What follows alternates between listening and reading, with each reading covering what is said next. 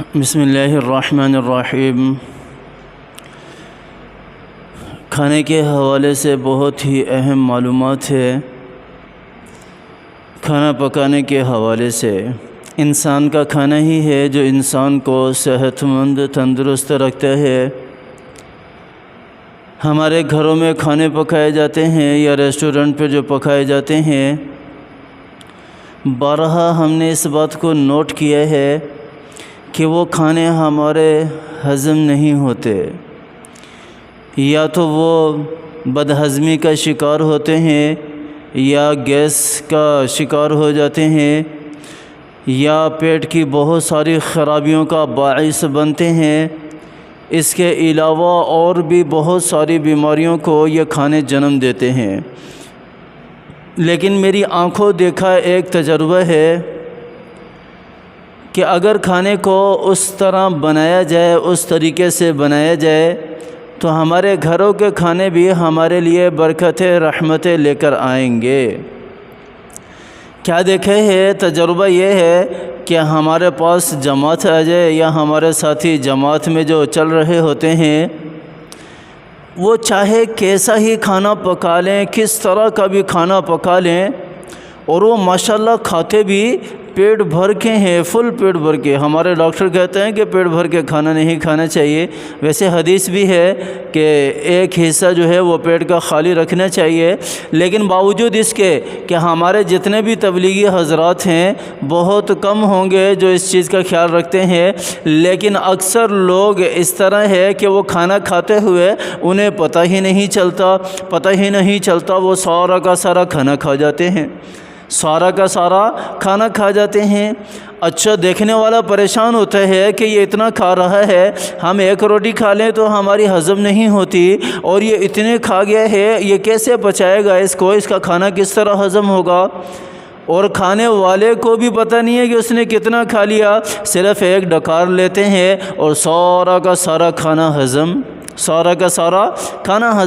یہاں پر میں نے جو بات نوٹ کی ہے وہ یہ ہے کہ ہمارے جتنے بھی جماعت میں جانے والے ساتھی ہیں وہ کھانا بناتے ہیں، ان کی زبان ذکر سے تازہ ہوتی ہے۔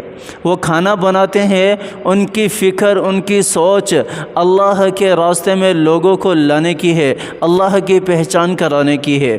وہ کھانا بنا رہے ہوتے ہیں، وہ باوضو ہوتے ہیں، قرآن کی تلاوت کر رہے ہوتے ہیں۔ یہ ساری کی ساری چیزیں یہ کھانے پر اثر انداز ہوتی ہیں۔ پھر یہی وجہ ہے کہ وہ کھانا جو ہے انہیں تکلیف نہیں دیتا۔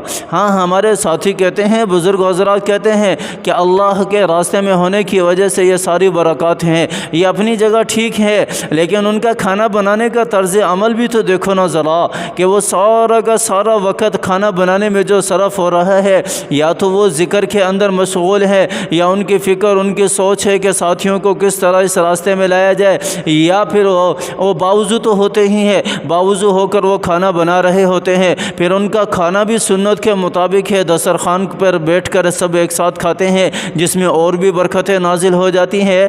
تو یہ سارے کے ساری وجوہات ہیں کہ وہ کھانا جو ہے ہضم ہو جاتا ہے، ان کو ڈاکٹروں کے پاس میڈیسن لینے کی ضرورت نہیں پڑتی۔ میں نے بڑے بڑے مریضوں کے بارے میں سنا ہے کہ وہ جماعت میں گئے اور جماعت میں جانے کے ساتھ ہی وہ اپنے مرض سے صحت یاب ہو کر واپسی لوٹے ہیں۔ ایسے مریضوں کے بارے میں سنا ہے کہ جن کو ڈاکٹروں نے لا علاج کہہ دیا تھا، وہ جماعت میں گئے اور جماعت میں وقت لگا کر، تبلیغ میں وقت لگا کر انہوں نے اپنی صحت کو بحال کیا۔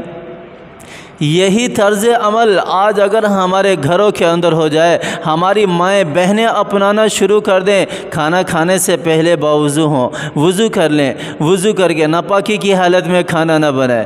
ہماری مائیں بہنیں ناپاکی کی حالت میں ہوتی ہیں، ویسے ہی آٹا گوندھ رہی ہوتی ہیں، ویسے ہی وہ کھانا پکا رہی ہوتی ہیں، ویسے ہی وہ سالن پکا رہی ہوتی ہیں۔ کچن میں اگر تھوڑی سی گرمی لگ جائے تو سارا کا سارا غصہ، گالم گلوچ بچوں پر اور جو شوہر پر اس کو برا برا بلا کہنا، یہ ساری کی ساری جو ہے وہ اس کی زبان سے نکل رہی ہوتی ہیں۔ جو لوئر طبقہ ہے وہ تو بہت زیادہ اس میں مشغول ہے، اور جو اس سے کم درجے کا مڈل طبقہ ہے وہ بھی کچھ اس کے اندر مشغول ہے۔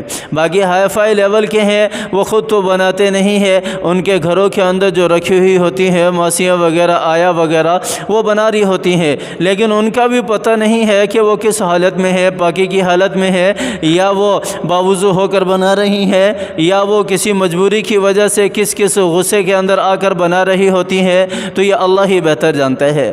اپنے کچن کو پاک صاف کریں، وضو کے ساتھ، ذکر کے ساتھ، قرآن کی تلاوت کے ساتھ۔ اپنے گھر کے کچن کو ان 3 چیزوں کے ساتھ پاک صاف کر لیں۔ ہمارے کھانے ہمیں طاقت دیں گے، ہمارے کھانے ہمیں نیک بنائیں گے، ہمارے کھانے ہمیں بیماریوں سے بچائیں گے، ہمارے کھانے ہمیں تکالیف سے بچائیں گے۔ ان چیزوں کو اپنا لو گھر کے اندر، ان چیزوں کو اپنا لو گھر کے اندر، وہی ساری کی ساری کنڈیشن ہوگی جو کنڈیشن جماعت میں کھانا کھانے کے بعد ہوتی ہے نا، پھر گھر کا کھانا بھی اسی طرح ہضم ہوگا، اور پھر اس کے اندر ذائقہ بھی آئے گا، پھر گھر کے اندر محبتیں بھی بڑھیں گی، اور پھر کھانے میں بھی آپ صلی اللہ علیہ وسلم کا طرز عمل اختیار کر لو، کھانا کھاتے وقت سنت کا طریقہ اختیار کر لو، اس میں تو پھر اور بھی زیادہ برکتیں اللہ کی طرف سے نازل ہوتی ہیں۔ اللہ تعالی ہمیں سمجھ عطا فرمائے، اللہ تعالی ہمیں اس طرح کھانا پکانے کی اور کھانا بنانے کی توفیق عطا فرمائے، اور سنت کے مطابق کھانا کھانے کی توفیق عطا فرمائے۔